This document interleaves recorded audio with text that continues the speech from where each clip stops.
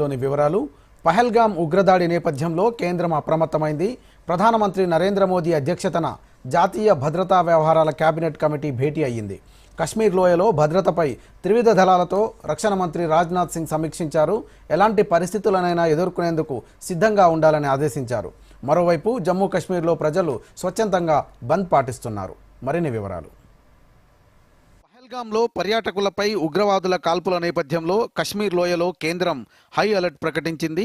తాజా పరిస్థితులను సమీక్షించేందుకు ప్రధానమంత్రి నరేంద్ర మోదీ అధ్యక్షతన జాతీయ భద్రతా వ్యవహారాల కేబినెట్ కమిటీ భేటీ అత్యవసరంగా సమావేశమైంది. హుటాహుటిన దేశ రాజధానికి రావాలన్న ఆదేశాలతో కేంద్ర కేబినెట్ మంత్రులందరూ ఢిల్లీకి చేరుకున్నారు. ఇక సౌదీ అరేబియా పర్యటనను కుదించుకుని ఈ ఉదయం ఢిల్లీకి చేరుకున్న ప్రధాని మోదీ ఎయిర్పోర్ట్లోనే అత్యవసర సమావేశం నిర్వహించారు.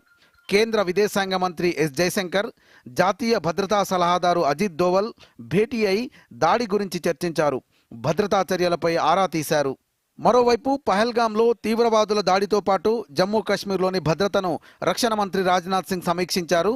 ఢిల్లీలో జరిగిన హైలెవెల్ కమిటీ సమావేశానికి జాతీయ భద్రతా సలహాదారు అజిత్ దోవల్, సైన్యాధిపతి జనరల్ ఉపేంద్ర ద్వివేది, నావికాధిపతి మార్షల్ దినేష్ త్రిపాఠి, వైమానికాధిపతి మార్షల్ ఏపీ సింగ్, త్రివిధ దళాలకు చెందిన ఉన్నతాధికారులు హాజరయ్యారు. ఉగ్రదాడి తర్వాత తీసుకున్న భద్రతా చర్యలను రక్షణ మంత్రికి army chief general Upendra Dwivedi వివరించారు. ఉగ్రదాడి తర్వాత జమ్మూ కాశ్మీర్కు ఉన్నతాధికారుల బృందంతో పాటు అదనపు బలగాలను తరలించినట్లు చెప్పారు. ఉగ్రవాదులను పట్టుకునేందుకు ఆపరేషన్ జరుగుతున్నదని, అనుమానిత ప్రాంతాలపై నిఘా పెంచినట్లు స్పష్టం చేశారు. ఎలాంటి పరిస్థితులనైనా ఎదుర్కొనేందుకు సిద్ధంగా ఉన్నట్లు త్రివిధ దళాల అధిపతులు రక్షణ మంత్రికి భరోసా ఇచ్చారు. కశ్మీర్లో స్థానిక దళాలు అప్రమత్తంగా ఉండాలని, ఉగ్రవాద నిరోధక కార్యకలాపాలను మరింత ముమ్మరం చేయాలని రక్షణ మంత్రి రాజ్నాథ్ సింగ్ ఆదేశించారు. కాగా పహల్గామ్లో పర్యాటకులపై దాడి చేసిన 3 ఉగ్రవాదుల ఊహా చిత్రాలను భద్రతా సంస్థలు విడుదల చేశాయి. వీరిని ఆసిఫ్ ఫౌజీ, సులేమాన్ షా, అబూ తాలాగా గుర్తించాయి. మూసా, యూనిస్, ఆసిఫ్ అనే కోడ్ నేమ్లు కూడా ఉన్నట్లు తెలిపాయి. వారిని పట్టుకునేందుకు విస్తృతంగా గాలింపు చర్యలు చేపట్టారు.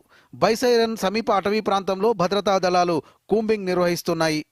ఢిల్లీ నుంచి శ్రీనగర్కు జాతీయ దర్యాప్తు సంస్థ బృందాలు, బీఎస్ఎఫ్ బలగాలు చేరుకున్నాయి. ఇక అనంతనాగ్ జిల్లాలో భద్రతను కట్టుదిట్టం చేశారు.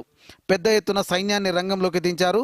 మరోవైపు దేశ రాజధాని ఢిల్లీలోనూ భద్రతను కట్టుదిట్టం చేశారు.